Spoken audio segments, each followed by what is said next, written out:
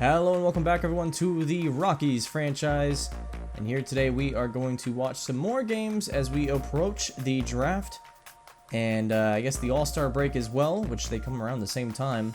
But first, let's see some Rockies victories as we actually get up to 8-19 on the season.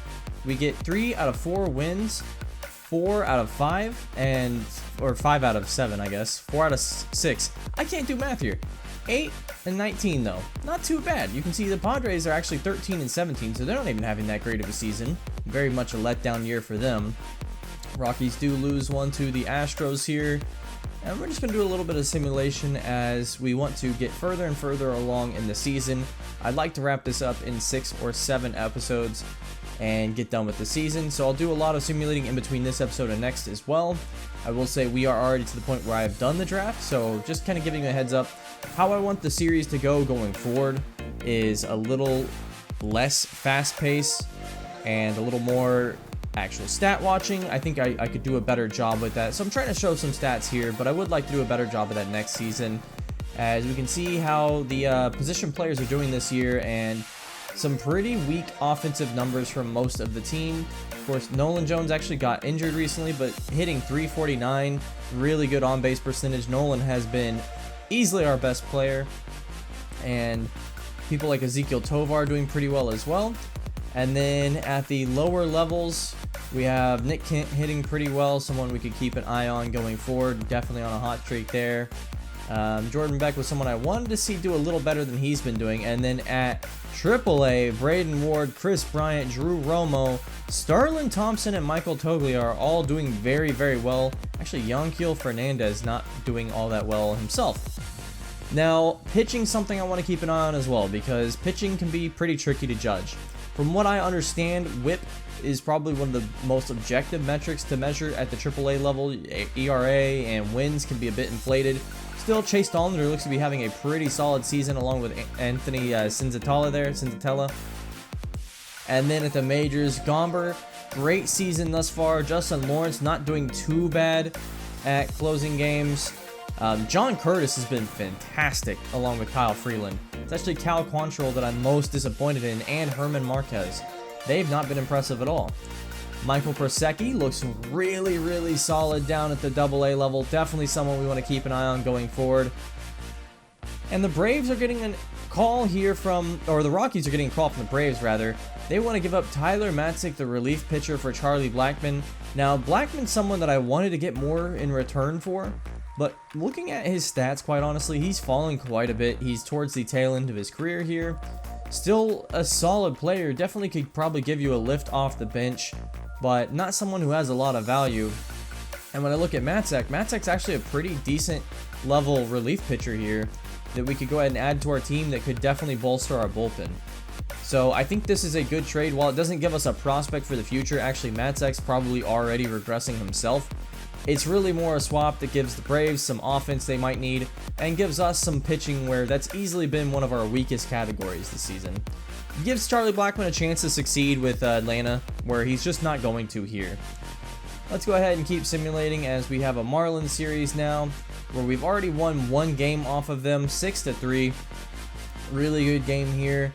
Actually, we get some hits from Brendan Rodgers, we get some hits from Elias Diaz.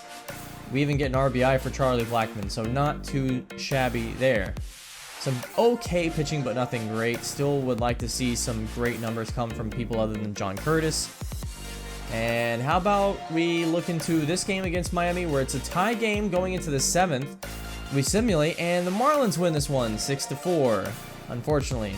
Jump into the Pittsburgh series, and the Pirates win one, and now we're up 2. Pirates win that one rather, 5-2. So we get one win in the past week. Not too great here. And Miami 6-4. Looking at this one, just not good pitching here. 4 ERA for both Gomber and the bullpen there. And then how about our one win as we hit 10-23 on the season? Charlie Blackmon actually getting some hits, and we get some nice play here. Go ahead and keep simulating here. As we can see, Brendan Rodgers, another fantastic game. The pitching staff did okay here. John Curtis actually having one of his weaker games of the season, however. And that's kind of where we are simulating stopped for the time being. Chris Kell was the guy we brought on to close here at the AAA level. He had a horrid April, apparently. 6.75 ERA, that's terrible. Jordan Beck actually posted 266 average, driving in 12 runs. Not impressive there, though. I think he can do better. Braden Ward, we saw him earlier. He definitely is having a fantastic season down at the AAA level. Really impressed with that. Definitely could be someone we see in the future. And then Michael Prosecki, definitely want to keep monitoring his progress at the AA level, as with how bad our bullpen is, bringing someone up like him is not something that's out of question, even from AA to the majors. Let's get into some scouting here. Chet McFarland is the top player projected. Well, he's the 4th currently. I've seen him be the top player, however, and I think he could be pretty solid. So we're going to go ahead and scout on him, as well as scouting position and discovering prospects. That's kind of where I really struggled with this first season, was figuring out how to scout. So you'll see me sometimes throw a discovery, you'll see me sometimes scout position and sometimes scout players, but it all kind of feels like just a blind dart throwing competition for me. The Astros want to offer me Kendall Graveman for Charlie Blackmon, and I was not super interested in this one. Now Graveman definitely could have some offense or pitching upside here. Definitely could help bolster our bullpen, but I don't think it's a big enough trade to really move on from Charlie Blackmon. I definitely was not going to accept this one, as we lose 1-17 to the Giants, who are the other worst team in our division, so that's pretty embarrassing. We do take one over them 2-1, and then we defeat them 4-2, so actually taking that series. We find out Britton Doyle has a strained abdominal, and he will be out for a few days. And this Texas Rangers series, we lose 0-7 in our first game. Rockies do beat the Pirates here 5-4, as we're now up to 14-25 on the season. Actually doing a little better than I expected through these first 39 games. However, the Rockies then win against the Rangers. So we lost the one, but then we win one. And of course, now we have game 3 in the series. So it's really just something that going forward, I want to see what I can do to make this team better. That doesn't break the bank, of course. We'll keep looking into scouting, but let's go ahead and get in this game against the Rangers. I wanted to see them, obviously being my home team, see a little bit of what they have, as Max Scherzer pitching against Eloy Montero. And Montero chasing on the slider. That's not good. Now Leclerc pitching, and Leclerc is someone I'm really interested in. He goes ahead and closes out this game with a 97-mile-per-hour fastball. And the Rangers would win. Leclerc, I didn't actually show much of the highlights from his play there, but actually was really impressed with him. Now we bring on the Padres. And the Padres, we know they're having an underwhelming season. We're not necessarily underwhelming, we're just bad. And this hit's going to fly right to Jake Bird. Or right to the outfield there, Nolan Jones rather, as the Rockies would win that one over the Padres. And so we're just going to kind of rapid fire some games here, as I was simulating, but I also wanted to play some of them. So we have another game in this Padres series, up 2-1, Jalen Beeks pitching against Jackson Merrill here in the bottom of the 7th. 2 on base, and then 1 out. So Beeks throwing the ball there, doesn't get the call, a little north. And then Beeks missing badly, almost hitting Merrill. Doesn't matter, it's a walk either way. And out comes Kim Ha-sung. And Beeks with the bases loaded. This is a scary situation. Ha-sung just has to knock this one out of the park for this to be game over. Rogers has a chance to make a double play there, and I realize it a little too late. Could have easily gone 2-1, and that would have been the end of the inning. So 2-2 your score. Nolan Jones catching this one out, and that's the end of the 7th. Now 3-2 your score going into the 9th. And Justin Lawrence closing this game out. Kim Ha-sung at bat. And he's going to knock this one out of the park. And that's not a grand slam for him. But whereas he could have had that earlier, he does get 3 scores there on the home run. And that is the end of the game. A walk-off 3-run homer for Kim Ha-sung, and the Padres win this one. Yet another game that could have been closed out. Now, our offense wasn't fantastic in this game, but the pitching staff just can't do it. So let's go to the bottom of the 8th. We're up 2-1 or 3-1 rather against the Giants here. Again, this is the second worst team in our division. And this one's going to hit the back wall. It'll be picked up by Nolan Jones, and that's only going to be an RBI single, but we do give up the lead here with John Curtis, who has been probably our best pitcher this season. Curtis stays in the game, though. Nice fastball down the middle. Can't get the strike. And this one actually called a ball. I don't know about that one. Curtis now. This is the end of the inning, and that will do it. The slider caught looking there, and we'll go into the ninth, tie game at 3-all. Sam Hilliard missing the first swing here. And now the count runs full. Hilliard missing on the sinker. And that will go to the bottom of the ninth. The Giants have a chance to walk off. Could be our second straight walk-off loss. This one popped up. And Nolan Jones will easily catch that. That will be the end of the ninth, and we have extra innings. So we'll start here in the bottom of the 10th. Runner on third base here for the Giants as Mike Yastrzemski is batting against Jake Bird. And the rain is coming down. I'm sure that's heavily affecting some decisions here. Tovar picks this one up, and we'll go to first with this. And that'll be the end of the 10th inning as we don't let the runner score. So now here in the 11th, Amador hits this one to first base. Not cleanly caught and then thrown out, however. We do get a runner from second to third and Amador to first. But the one out there, unfortunately. Now, Bouchard hits this one deep, but this will be caught, and that'll be the end of the top of the 11th there, as we might be going to the 12th if we can hang on to this lead. The Slurve catches a strike for Bird. Crawford at bat. Only one out, and this one goes to Tovar. Tovar doesn't throw it home, and that's a walk-off run there for the Giants, as Tovar didn't try to throw to home plate to stop the score. Again, just didn't know what I was doing there, and we lose another game off my ineptitude. So let's jump into an A series here, where Hilliard, currently batting against Medina, misses on that fastball in the bottom right pocket. We're all knotted up 5 apiece here in the top of the 8th, and a strikeout for Sam Hilliard. So in comes Tovar to bat. Tovar having a pretty solid season so far, hitting this one deep, but it won't come down in time, and we will go into the 9th inning.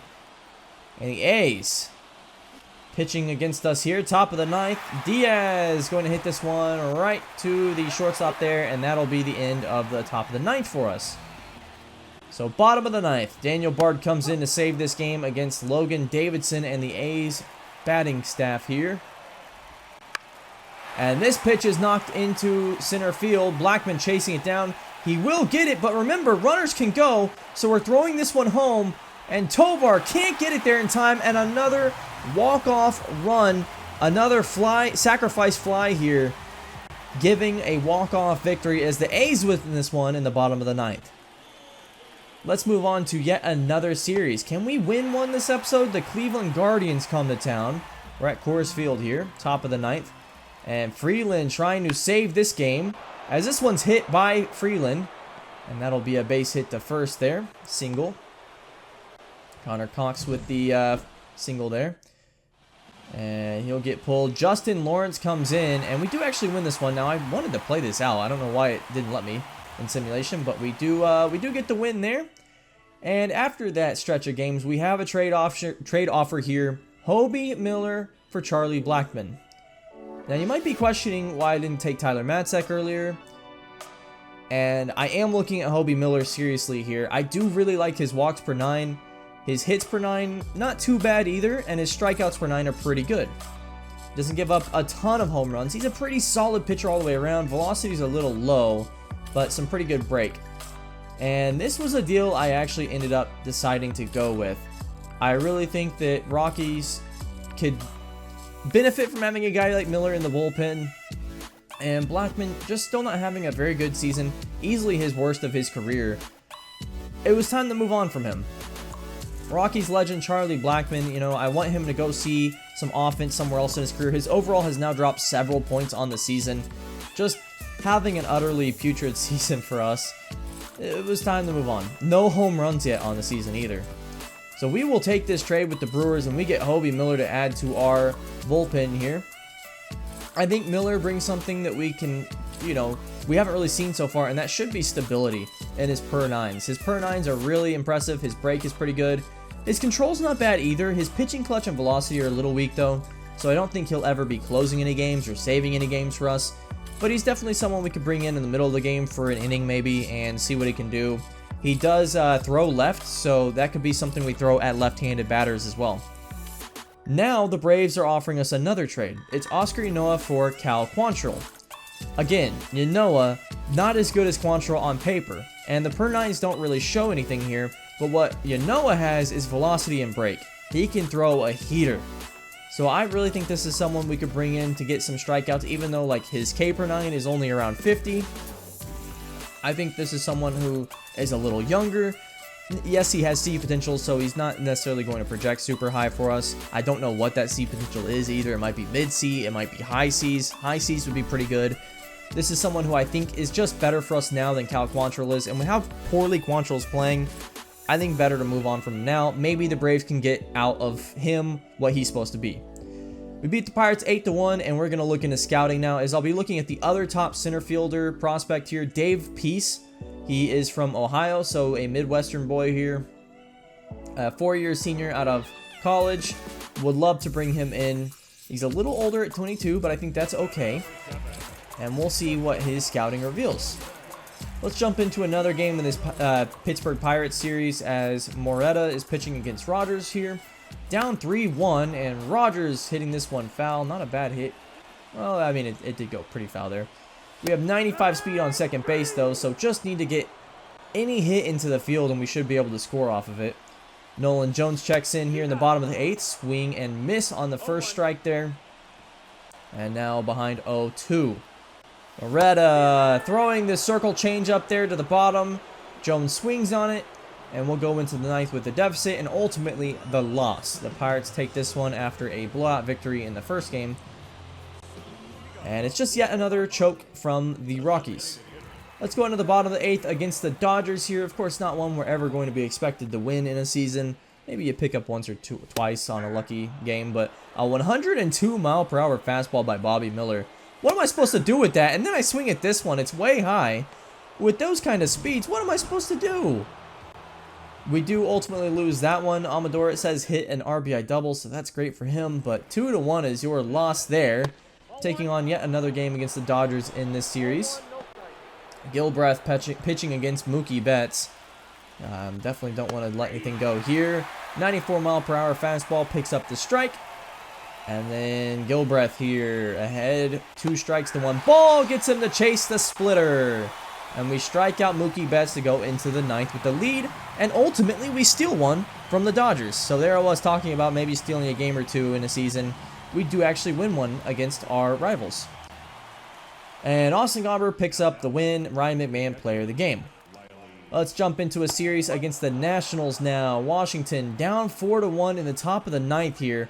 Bases are loaded, though. Lawrence pitching to close. And he's going to give up a huge hit here. 1 runner scores with 86 speed. 2 runners are going to score. Tovar picks it up. And now we have a tie game. 3 runners score on the 3-run triple. So now Vargas hitting. And this one's hit up. Hilliard will be able to track it down, though. And we'll go into the bottom of the 9th with a tie game. So can we pick off the win here? Rogers, that's a 97 mile per hour fastball. That's pretty fast in its own right. Not 102, but still. Finnegan with a nice first pitch there. Finnegan now hits the slider. So how about 8 less miles per hour? And then the 2-seam fastball again hits 97, and that's the end of the 9th inning. We go into the bottom of the 11th here. Obviously, runner on first. That's called a strike. I don't know what the umpire is looking at. And then Adele Amador hits this to second. He will be thrown out, though, at first. So now 2 outs. Hilliard checks into the game. Swing and a miss. And that's the end of the 11th. So we will go into the 12th. Bottom of the 12th here. Britton Doyle hits this one up, but that's going to be a fly out. And not going to test the run to third there, even with 75 speed. Of course, Doyle with 95 speed. Wanted to see him on base. And then Rogers hits this one. And a really nice play here to catch that one. And that is a fly out again. So now Tovar checks in. And we try to steal the base. We actually do succeed there. So Sam Hilliard with his good speed steals third base. And now Tovar, the sinker's actually called a ball. Wouldn't mind walking Tovar, but it doesn't do a lot for us. This one, the sinker, again a ball. Nolan Jones on deck though, so you know you'd like to get him in the game if you can. Give him a chance. And Blyer, what's he going to do here? He either plays it safe or throws it right to the middle on the slider, and Tovar really late on, or early on that one rather. And that's a strikeout. And here we're going to try to steal a base. Actually go back to second. We are safe there. Really, really fortunate. Nolan Jones at bat, but he will strike out. And McMahon now behind 0-2. Down 1, we need a run here. McMahon against Harvey, and Harvey's 6th pitch. We're going to try to run for it, and the Nationals will win this one off a failed stolen base opportunity. Another blown game by the Rockies. And we're 26-51 on the season. Remember how we started this episode with a decent, somewhat respectable sub 500 record? Yeah, not anymore. 26-51. Absolutely horrible. The isotopes have now fallen. They're barely above 500. And the yard goats have fallen. They're also barely above 500. So both our teams not doing well. Thank you so much for watching, everyone. A lot of simulating. Next time we will get to the draft. Hope you have a good one. I'll see you next time.